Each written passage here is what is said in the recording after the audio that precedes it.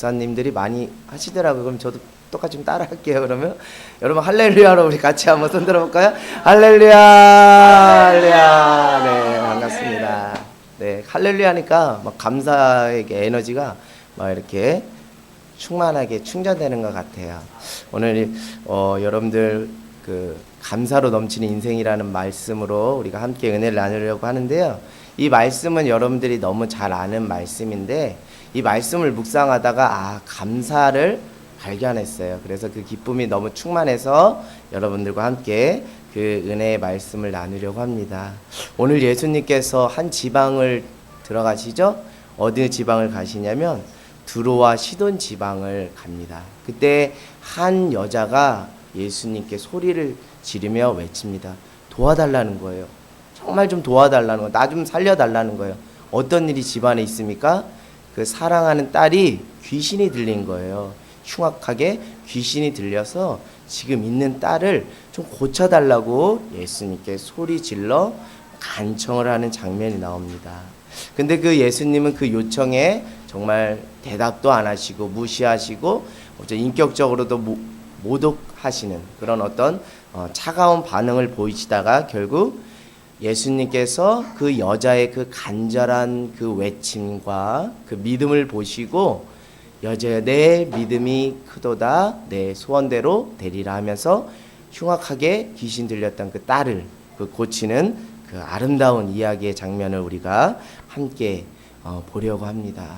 오늘 정말 이런 것 같아요. 그 정말 가난한 여자가 정말 예수님께 가까이 가면 갈수록 예수님 어떤 것 같아요? 그냥 이렇게 도망치는 것 같아요. 예수님께 가면 그 가난한 여인을 예수님이 의도적으로 막 밀치시는 장면들이 나옵니다. 자, 우리가 이렇게 그 모습들을 좀 자세하게 살펴보길 원하는데요. 우리 22절을 한번 보면, 자, 우리 22절 한번 볼까요? 자, 같이 읽어보겠습니다. 시작. 가난한 여자가 그 지경에 나와서 소리질러 이르되 주 다윗의 자손이여 나를 불쌍히 여기소서 내 딸이 흉악하게 귀신이 들렸나이다. 네. 아멘. 지금 가난한 여자가 주 다윗의 자손이요. 그러니까 예수님을 자신의 주인으로 고백하는. 그러니까 예수님을 주인이라 고백과 자신은 어떤 겁니까? 저는 종입니다라는 표현과 같은 거예요. 주 다윗의 자손이여 저를 도와주셔서 저는 당신의 종이고 당신은 저의 주인이십니다. 내 딸이 흉악하게 귀신 들렸으니까 나를 좀 불쌍히 여겨달라고 이렇게 처음으로 예수님께 간청을 합니다. 그랬더니 예수님께서 23절에 어떻게 반응을 보이시죠? 같이 한번 읽어보겠습니다. 예수는 한 말씀도 하지 아니하시니. 네, 거기까지 읽어볼까요? 예수님은 한 말씀도 대답하지 않으시고 첫 번째 그 가난한 여자의 그 외침과 울부짖음에 예수님은 아무런 대답을 하지 않으셨어요. 그러나 그 여자는 거기서 멈춘 것이 아니라 23절 후반절에 보니까 제자들이 와서 청하여 이르되 그 여자가 우리 뒤에서 계속 뭐 하고 있어요? 소리를 지르니 그를 보내소서. 끝까지 소리치는 거예요. 외치는 거예요. 제발 우리 딸 좀 도와달라고 또 포기하지 않고 또 외치는 거예요. 그랬더니 예수님께서 24절에 또 이런 반응을 보입니다. 같이 읽어볼까요? 시작. 예수께서 대답하여 이르시되 나는 이스라엘의 집 잃어버린 양 외에는 다른 데로 보내심을 받지 아니하였. 이 여자는 무슨 여자라고 이렇게 표현하고 있죠? 가나안 여자. 가나안 족속입니다. 팔레스타인 원주민이에요. 그러니까 쉽게 말씀드려서 유대인이 아니고 뭐예요? 이방인인 거예요. 그래서 예수님 이렇게 말씀하는 건 나는 유대인, 그 이스라엘에게 관심이 있지 이스라엘을 구원하기에 왔지 너 같은 이방 민족은 나하고 상관이 없다. 나는 너희들에게 관심이 없으니까 관심 바뀌니까 나를 피곤하게 하지 말라는 어떤 강한 그 거부의 그 말씀을 하시는 것이죠. 근데 또 여기서 멈춘 것이 아니고 계속 또 간청하고 또 간청합니다. 25절에 어떤 모습이 나타나냐면 같이 읽어볼까요? 시작. 여자가 와서 예수께 절하며 이를 때 주여 저를 도우소서. 이제는 소리를 지르고 간청한 것에서 더 나아가 무릎을 꿇고 절을 하면서 저를 좀 도와달라고 이렇게 간청하지요. 근데 정말 애석하게도 26절에 예수님이 이런 반응을 보이셨어요. 예수님이 어떻게 이런 반응을 보이셨을까? 놀랄 정도로 이런 반응을 보이셨습니다. 26절 같이 읽어볼까요? 시작. 대답하여 이르시되 자녀의 떡을 취하여 개들에게 던짐이 마땅하지 아니하니. 아멘. 지금 이 가나안 여자는 유대인이 아니고 이방인인 거예요. 그때 당시 유대인들은 이방인들을 어떤 사람으로 취급했냐면 개나 돼지로 그래 취급하면서 멸시했어요. 왜요? 자기들만 신앙의 순수성과 그 혈통을 유지하고 선민이기 때문에 그 선택받은 유대인 외 이방인들에 대해서 정말 인격적으로 무시하며 개, 돼지 같은 취급을 하는 것이요. 너는 쉽게 말해서 너는 개 같은 존재이다. 자녀의 떡을 취하여 너 같은 개 같은 너희가 먹을 생각이라고는 꿈도 꾸지 마라. 주제 넘는 행동을 하지 마라. 네가 어떤 주제인지 주제 파악 좀 해라. 이런 심한 말씀을 하시는 겁니다. 근데 또 여기서 그 가나안 여자가 포기를 하지 않고 끝까지 또 이렇게 간청하고 또 주님 앞에 무릎을 꿇습니다. 이렇게 말씀을 주님 당신이 방금 하신 말씀이 하나도 틀린 것이 없습니다. 맞습니다. 개들도 주인의 상에 떨어지는 부스러기라도 떨어질까 기대하고 먹는데 저에게도 그런 부스러기 같은 좀 은혜를 주십시오. 제가 비록 이방인으로서 개 같은 취급을 받을지언정 저는 당신이 저에게 베풀어 주시는 부스러기 같은 그 은혜라도 줬사오니 그 은혜라도 달라고 이렇게 얘기를 하는 것이요. 27절 여자가 이르되 주여 올소이다마는 개들도 제 주인의 상에서 떨어지는 부스러기를 먹나이다 하니 이러면서 그가 당신이 하시는 말씀처럼 저는 개가 맞습니다. 그러나 그 부스러기라도 줬사오니 그 부스러기 은혜를 저에게 주시옵소서라고 이야기를 하죠. 결국 이제 예수님께서 거부하시는 것을 이제 어떡하죠? 철회를 하시는 거예요. 28절에 결국 철회를 하십니다. 이에 예수께서 대답하여 이르시되 여자여 내 믿음이 크도다. 내 소원대로 되리라 하고 결국 그 흉악하게 귀신 들려 있는 그 딸을 고치는 장면이 나옵니다. 여자의 그 모습을 보면 참 이런 거예요. 가면 갈수록 횟수를 더할수록 더 적극적으로 간청하는 거예요. 말에서 이제 행동으로 더 간절하게 간청을 합니다. 갈수록 더욱 자기를 낮추고 무릎을 꿇고 괴 취급을 당해도 자신의 개 같은 그 인생을 그냥 무시하지 마시고 부스러기 조차 저에게 감지덕지하니 저에게 그 부스러기라도 주시옵소서라고 완전히 밑바닥까지 자기를 낮추는 거죠. 결국 4번 만에 예수님께서 그 자신의 소원을 들어주시는 거예요. 근데 예수님의 그 행동은 갈수록 가난한 여자를 심하게 무시하고 사람 취급도 안 하고 개 취급까지 하는 인격 모독까지 합니다. 수위가 점점 세지는 거예요. 그러다 결국 자신을 낮추며 간청하는 가난한 여자의 그 소원을 들어주는 거죠. 귀신 들린 딸을 고쳐주는 장면이 나옵니다. 저는 오늘 이 말씀을 이전에도 알았어요. 근데 생활 속에서 성령께서 이 말씀이 제 삶 가운데 툭 기억나게 해주시는 기억이 있었어요. 저는 총각 시절에 여러분들 다 아시다시피 그 땅채풀실에서 혼자 생활을 했습니다. 근데 이제 주일날 여러분들과 맛있게 그 식사를 하고 이제 주일에 우리 사모님과 우리 집사님들, 권철님들이 이제 총각이니까 혼자 식사하는 것이 어려우니까 주일날 남은 밥과 그 반찬, 뭐 국 같은 것을 저에게 싸 주시는 거예요. 이렇게 봉다리에다가 해서. 그러면 이제 주일날 저녁에 뭐 제가 뭐 요리할 그런 기력이 없고 또 하루 에너지를 다 소진했으니까 그 주일날 점심에 싸주신 것을 가지고 주일 저녁 식사를 혼자 이렇게 먹었던 기억이 있습니다. 아, 정말 그런 것 같아요. 그 노총각 생활을 오래 하면 안 되겠더라고요. 제가 초반에 총각 생활 때 초반에는 제가 손수 밥을 해 먹고 반찬도 만들어 먹었어요. 근데 결혼하기 한 1, 2년 전부터 제가 밥을 안 하기 시작하더라고요. 밥솥은 있으나 그 안에 밥은 없고, 그럼 밥을 먹어야 되잖아요. 어떻게 밥을 해결했냐면 편의점 있죠? 편의점에 아주 잘 돼 있어요. 그래서 햇반을 한 20개 정도 쟁여놨다가 햇반을 이렇게 먹는 제 모습을 보면서 스스로 이렇게 각성했습니다. 야, 이거 총각 생활하다가 이거 사람 망치겠다.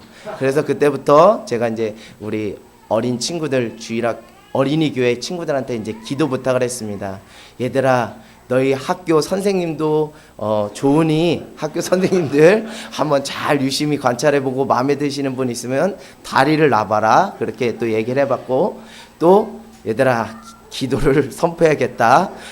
강도사 그때 당시 전도사였는데 전도사님 장각하게 너희들이 기도를 선포해라. 그래서 근데 그 기도가요 1년 후에 응답됐어요.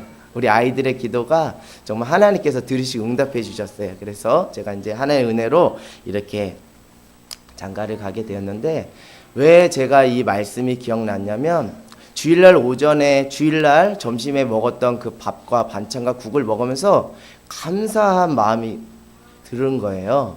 왜 그랬냐면 그때 당시 우리 토요 리더스쿨 때 북한에 억류되신 그 이면수 목사님 이야기를 같이 했고, 북한 교회 지하교회 상황들을 같이 이야기하고, 정말 영양실조로 굶주려가는 그 북한의 동포들의 이야기를 같이 나누면서 우리가 북한 땅을 위해서 기도했던, 또 목사님을 위해서 기도했던 때가 있는데요. 순간 이런 마음이 드는 거예요. 아, 나는 정말 성도님들이 주일날 점심에 싸주신 밥과 반찬과 국을 먹으면서 이렇게 혼자 하지만 이렇게 먹을 수 있는 것 그 자체가 감사구나. 이 북한 동포들은 이것조차 없어서 먹지 못하고 굶주려 가는데 이것을 주신 하나님께 정말 감사하더라고요. 그러면 순간 떠오르고 기억난 말씀이 바로 이 말씀이에요. 그래, 주님의 상에서, 그래, 주님께서 던져주신 이 부스러기 같은 것이라 할지라도 주님께서 주신 주님의 상에서 떨어진 이 밥과 반찬과 국을 먹을 수 있는 것이 감사하다라는 생각을 그 순간 했어요. 그래서 그 감정과 그 감동이 벅찼습니다. 그래서 나중에 때가 되면 이 경험을 이야기하면서 말씀을 전해야겠구나, 그런 생각을 했던 적이 있는데, 오늘 그 기회가 닿아서 여러분에게 이제 말씀을 전합니다. 그러면서 저는 스스로에게 저에게 고백했어요. 그래, 나는 주님의 종이잖아. 나는 주님의 종이잖아. 주님이 베풀어 주신 상에서 떨어지는 부스러기를 먹는 사람이 바로 나니까, 이 가난한 여자나 나나 똑같은 사람이구나. 똑같은 처지와 상황이구나. 그래, 나는 주님의 종이니까 주님이 주시면 먹는 거고, 주님이 뭐 혹 안 주시면 안 먹는, 그러니까 주님이 주시는 것을 먹는 사람이지 라는 생각을 하게 됐습니다. 그것이 비록 남들에게는 부스러기일지 몰라도 주님이 주셨다는 것 그 하나만으로 무조건 감사하며 먹어야지 생각하고 맛있게 혼자 밥상에 앉아서 밥을 먹었던 적이 있습니다.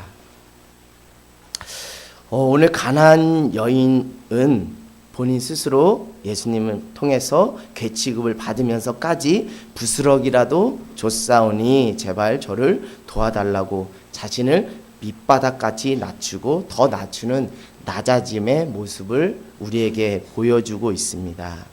그런데 놀라운 것은 예수님께서 개 취급을 하면서 부스러기를 주셨어요? 진짜? 아니에요. 이건 진수성찬을 차려주신 거예요. 뭐죠? 흉악하게 귀신 들린 자신의 딸을 고쳐준 거예요. 이건 부스러기라고 생각할 수 없는, 정말 음식으로 비유하면 진수성찬이나 마찬가지입니다. 그 딸을 고쳐주는 그 은혜를 허락해 주신 거예요. 그 감사의 제목을 그 인생 가운데 선물로 예수님께서 허락해 주신 거예요. 결국 그 가난한 여자가 자기를 낮추고 또 낮추고 또 낮췄더니 귀신 들린 딸이 낳는 그 감사 제목을 그의 인생 가운데 하나님께서 선물로 주셨다는 거예요. 이런 이야기들을 종종 제가 듣게 됩니다. 우리 청소년 친구들이 철이 없잖아요. 북한에서 못 쳐들어오는 이유도 중학교 2학년 애들이 무서워서, 중학교 애들이 무서워서 못 쳐들어온다는 얘기가 있는 것처럼 우리 중학교 아이들이 철이 좀 없어요. 그럼에도 불구하고 이 친구들이 철이 드는 은혜가 있습니다. 어디 가면 철이 된다 그래요? 개발도상국 그 나라의 선교, 단기 선교를 가면 그 친구들이 비로소 철이 들고 감사를 깨닫고 온다고 그러더라고요. 왜 그럴까요? 그 친구들이 그 개발도상국, 좀 못 사는 그 나라의 단기 선교 가서 낮아진 거죠. 자신의 삶의 수준과 상황을 그냥 누리고 만끽하는 것이 아니라 그 단기 선교를 통해서 그들의 그 삶의 자리까지 낮아진 거예요. 낮아졌더니 내가 없어진 것이 아니고, 내가 구겨진 것이 아니고, 내가 개취급당한 것이 아니고, 거기서 무엇을 발견했어요? 감사를 발견한 거예요. 이 감사가 그냥 주변에 막 지천에 깔려 있는 거예요. 삼시세끼 밥 먹는 것조차가 감사인 거예요. 그것부터 시작해서 주변이 다 감사로 널려 있다는 것을 우리 단기 선교를 떠난 우리 청소년 지체들이 깨닫고 신앙 안에서 철이 들었다는 거죠. 사랑하는 여러분, 나를 낮추고 또 겸손하게 낮아질 때 그곳에서 발견할 수 있는 귀한 보물이 있습니다. 그것은 무엇일까요? 감사. 오늘 이 가난한 여자는 이 낮아짐을 통해서 하나님께서 가히 상상할 수 없는 감사의 제목, 감사의 열매를 그에게 허락해 주셨어요. 우리가 나 자신을 낮출 때 우리는 진정 감사가 무엇인지, 이것조차 감사라고 생각할 수 있는 그 은혜를 풍성하게 우리에게 주십니다. 그런데 우리가 나 자신을 자꾸 높이려고 해요. 자꾸 높은 곳만 바라봐요. 자꾸 그쪽만 시선을 고정하고 그곳을 바라보려고 자꾸 해요. 그럴수록 감사는 우리에게서 멀리 도망치고 우리의 삶의 자리에 무엇이 가득 차냐면 불평과 불만, 그 비교와 원망이 가득한 인생이 되고 맙니다. 감사로 넘치는 인생을 살고 싶다면 이 가난한 여자처럼 나를 낮추는 여러분이 되시기를 간절히 소망합니다. 그럴 때 주님께서 예비하신 감사의 열매가, 감사의 제목이 여러분 삶의 그 자리에, 그 지점에 떡하니 있을 줄 믿습니다. 어제 제가 이제 주일 이제 준비를 하고 이제 뭐 이렇게 이것저것 준비를 하고 있는데 저희 사모님, 저희 집사람이 이제 카톡을 보냈어요. 문자를 보냈어요. 귤을 먹고 싶다는 거예요. 귤이 땡긴다고. 그래서 카톡을 주셔서 이제 아주 또 정확한 사람입니다. 어떤 제품과 어떤 가격을 보내주면서 요걸 사오라는 거예요. 요걸 보통 꼼꼼하고 정확한 사람이 아닙니다. 저도 꼼꼼한데 결혼해보니까 더 꼼꼼한 사람이 있어요. 그래서 이제 그것을 이제 사역을 마치고 이제 집에 오는 길에 중간에 마트에 들려서 제가 이제 그 귤을 사려고 했더니 참 출신 성분을 못 속이는 거예요. 왜냐면 자꾸 무엇이 보이는 거예요. 싼 게 비지떡이라고 싼 게 보이는 거예요. 자꾸 우리 집사람이 매겨준 그 가격보다 더 싼 게 있는 거예요. 그래가지고 제가 그냥 넘어갈 수 있습니까? 그래서 바로 집사람한테 전화를 했어요. 여보, 싼 게 있는데 맛있을 거야. 왜? 내가 사가기 때문에 맛있을 거야 하면서 이렇게 이제 전화 통화를 이렇게 했습니다. 근데 그거를 그 마트 아주머니가 들은 거예요. 그러면서 순간 저한테 혀를 차면서 얘기를 하시는 거예요. 아이고 뭘 그거 아내한테 전화를 하냐고 막 혀를 차면서 저한테 이렇게 이야기를 하시는 거예요. 그러면서 막 자기 아들 흉을 나한테 보더라고요. 그래서 그랬더니 자기 아들 녀석도 자기 아들 놈도 그 10,000원한테 뭐 이렇게 스스로 좀 결정해서 그냥 하면 되지. 남자가 사내 대장부가 꼭 10,000원한테 전화해서 그 허락받는다고 하면서 요즘 남자들은 그 마누라한테 잡혀간다고 하면서 못마땅하게 저를 이렇게 혀를 차면서 저를 그런 시선으로 좀 보시더라고요. 근데 제가 그 순간 하나님께서 딱 이런 생각을 주시더라고요. 이제 그 아주머니를 향해서 제가 이런 말을 했더니 그 아주머니가 저를 불쌍히 보면서 더 이상 말씀을 못 하시고 그냥 가만히 계시더라고요. 제가 어떤 말씀을 드렸을까요? 그 아주머니한테, 마트 아주머니한테.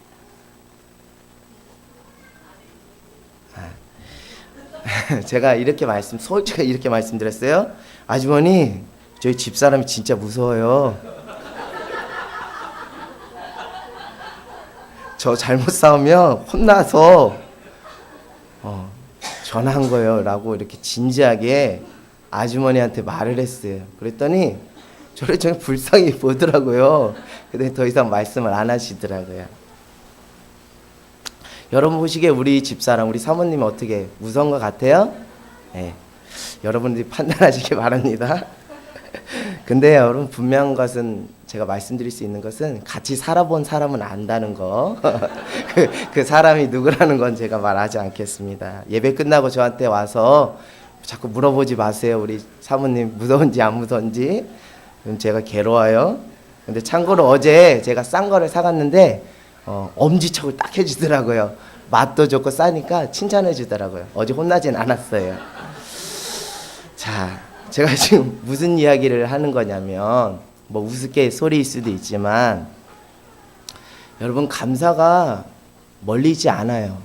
감사가 멀리지 않아요. 제가 이제 어제 그 마트를 가기 전에 이제 이렇게 올라오고 있었습니다. 집을 향해 올라가고 있는데 그 신호대기를 하더라고요. 사람들이 신호대기에서 많은 차들이 이렇게 서 있습니다.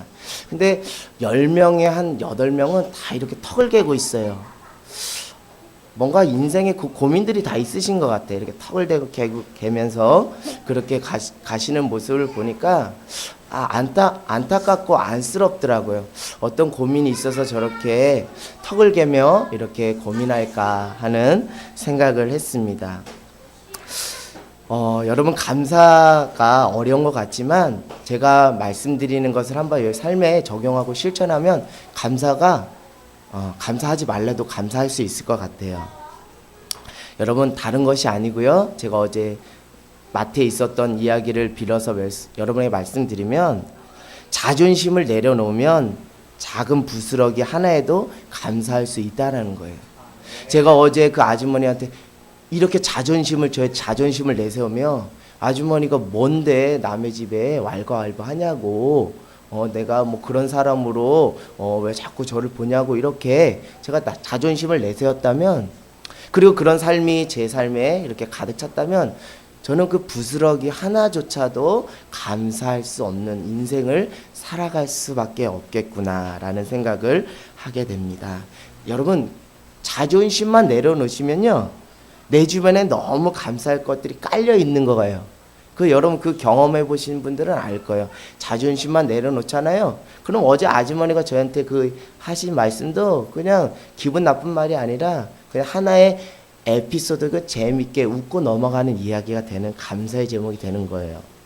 제가 마트 아주머니와 이야기를 듣고 남의 집 일 참견하지 말라고 자존심이 상해서 맞대응을 했다면 저는 더 이상 감사를 기대할 수 없고 그 감사는 저의 인생에서 더 멀리 도망가고 말았을 거예요. 오늘 가난한 여자는 무엇을 다 내려놨어요? 자존심을 다 내던져 버렸습니다. 24절에 예수님이 나는 이스라엘에 잃어버린 영혼을 찾으러 왔지 너에게는 관심이 없다. 자녀의 떡을 취하여 개들에게 던짐이 마땅하지 않다. 너 같은 개 같은 존재에게 나는 관심이 없다라는 이런 모욕을 들으면서까지 그 자존심이 구겨지면서까지 완전히 자신을 낮추고 또 낮추는 그런 모습을 보였거든요.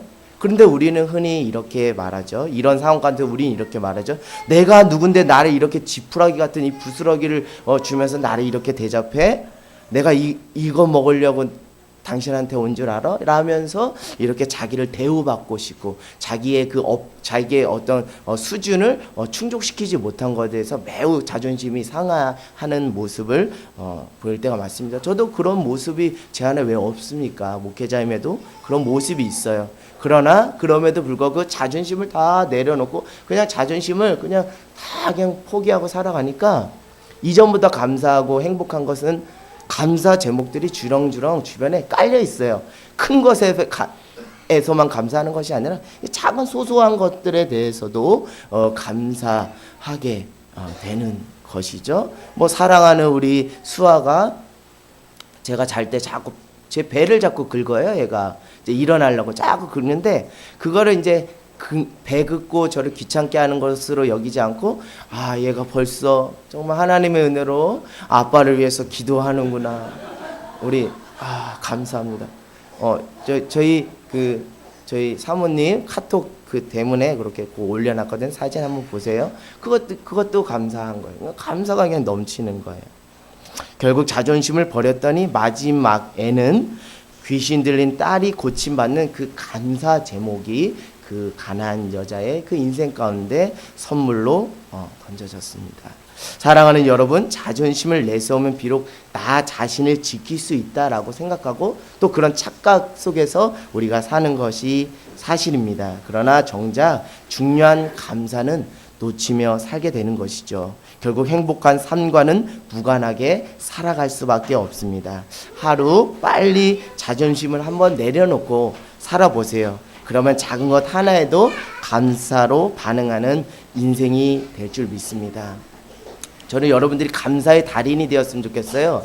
하늘땅 교회하면 감사가 넘치는 교회라는 소문이 들렸으면 좋겠습니다. 그래서 몇 가지 감사 비결을 여러분들과 함께 나누려고 합니다. 제가 앞서서 말씀드렸던 것처럼 나를 겸손하게 낮추어라 라고 말씀드렸고요.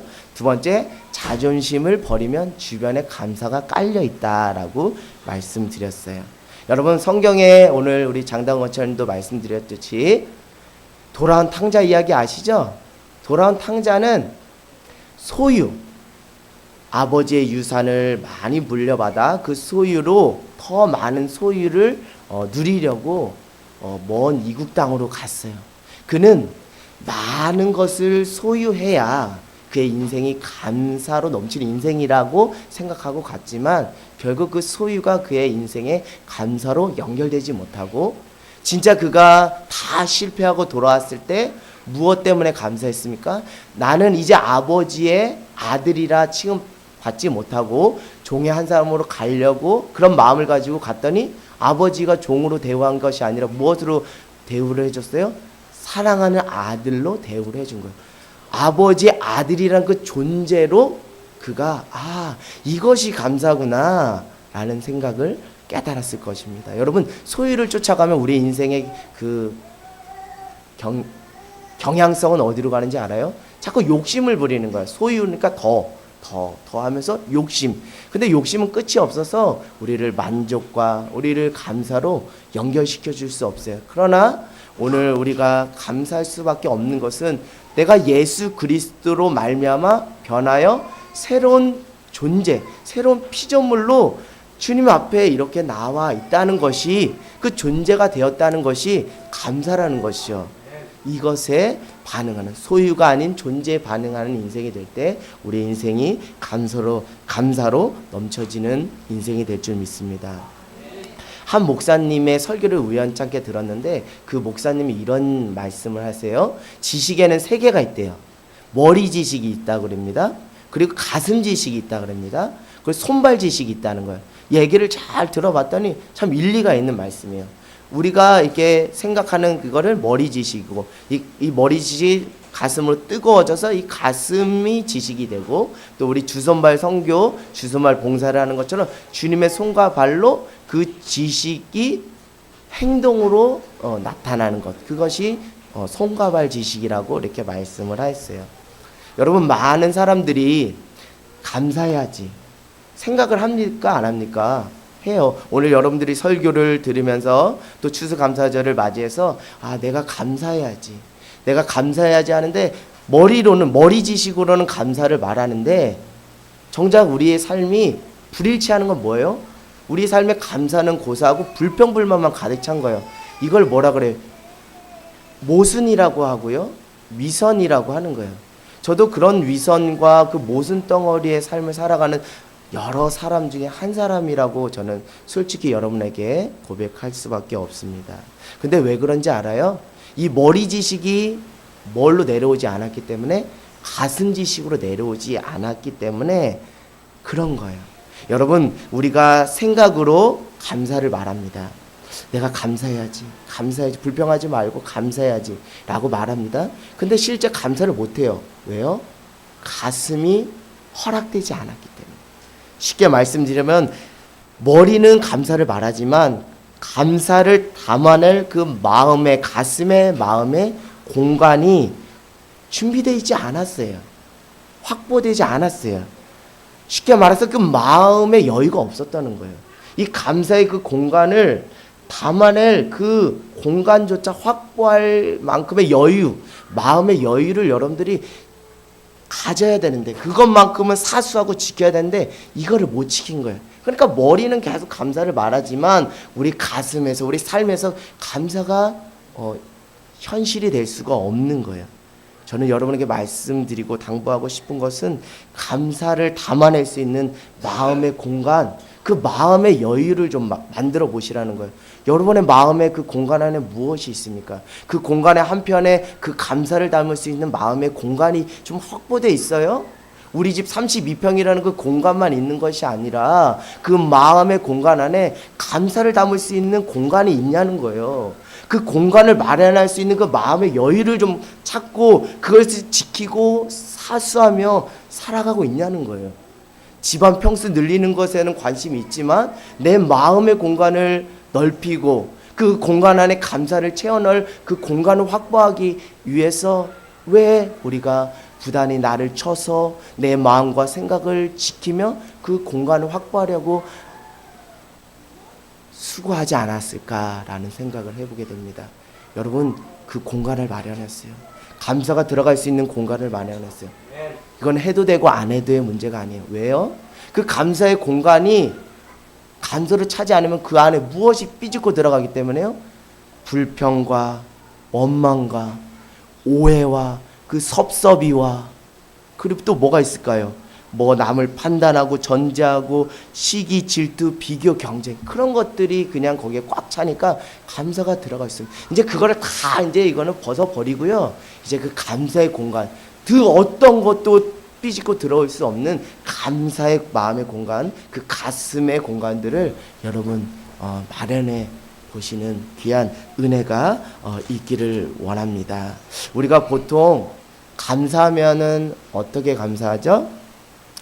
제가 대학에 합격해서 감사합니다. 제가 성적이 올라서 감사합니다. 제가 승진해서 감사합니다. 이 감사는 다 어떤 감사일까요? 과거형 감사예요. 과거형 감사. 과거에 있었던 그 사건에 대해서 감사를 하는 거예요. 그것이 보통 우리 감사의 패턴을 보면 그것이 우리 감사의 1순위일 거예요. 과거형 감사. 그리고 그 다음 순위가 현재형 감사입니다. 오늘 일용한 양식 주셔서 감사합니다.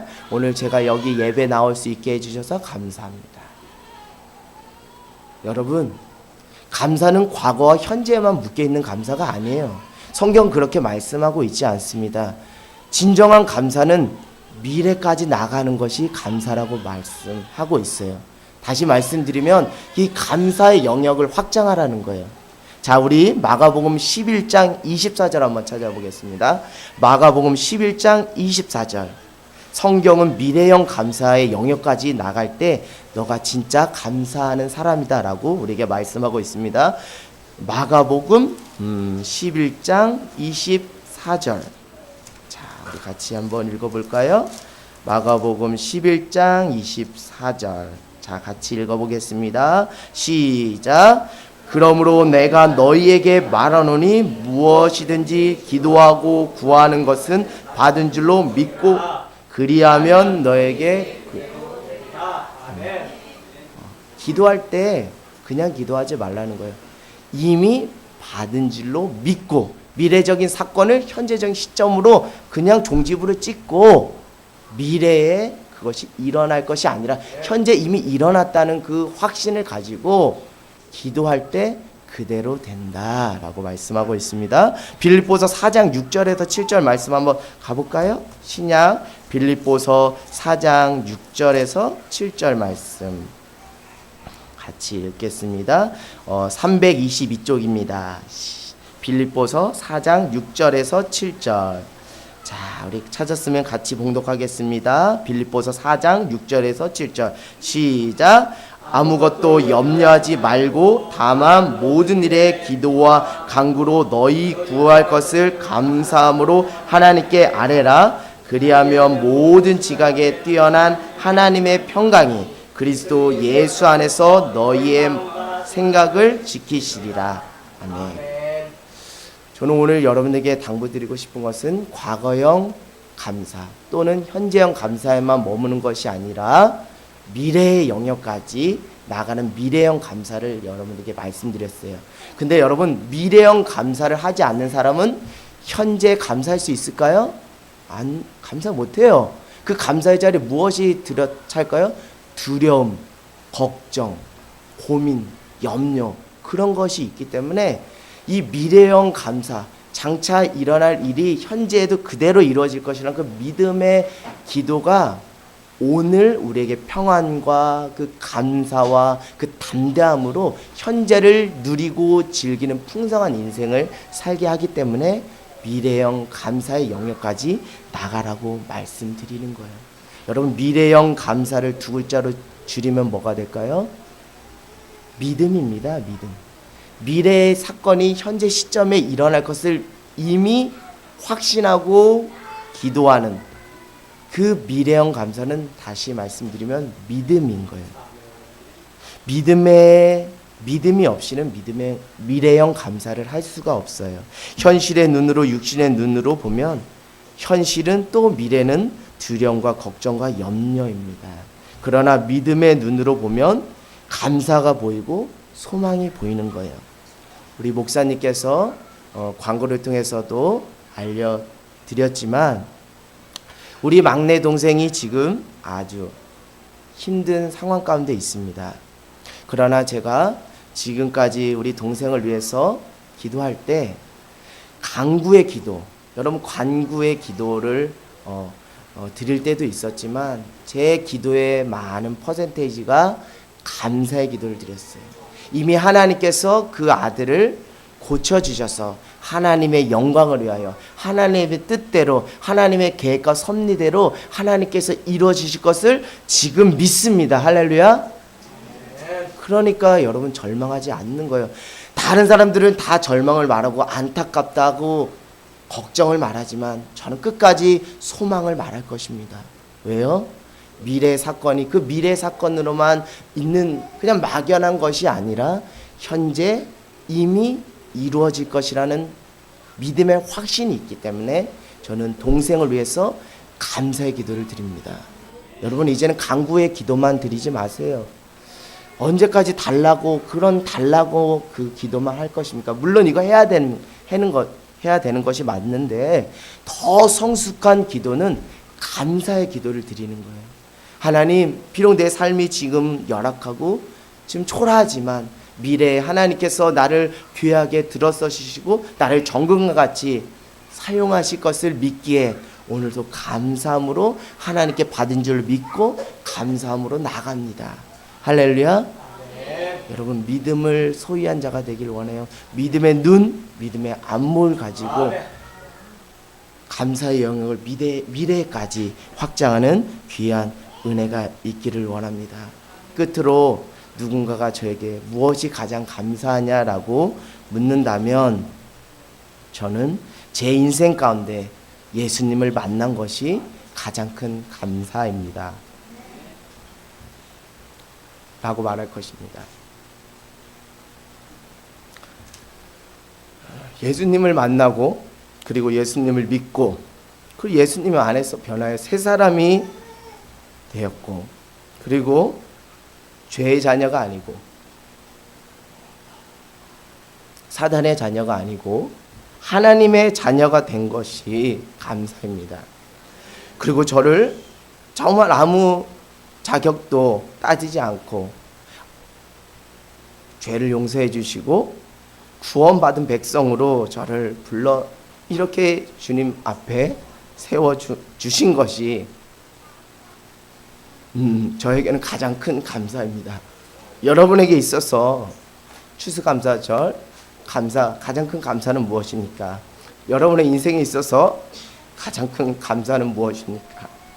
저는 오늘 여러분에게 말씀드리고 싶은 것은 그냥 이전에 생각했던 그 감사의 개념을 넘어서 오늘만큼은 감사의 의미를 깊이 묵상하길 원해요. 감사가 무엇일까? 감사가 무엇일까? 깊이 생각하는 귀한 은혜가 있기를 원합니다. 내 인생 가운데 감사할 것들이 무엇이 있을까? 정말 깊이 묵상하고 그리고 그것이 생각으로만 머무르는 것이 아니라 하나님과 사람들 앞에서 입술로 여러분의 감사의 제목을 고백하는 귀한 시간이 되기를 원합니다. 우리 이 시간 찬송가 310장 우리 같이 찬양하며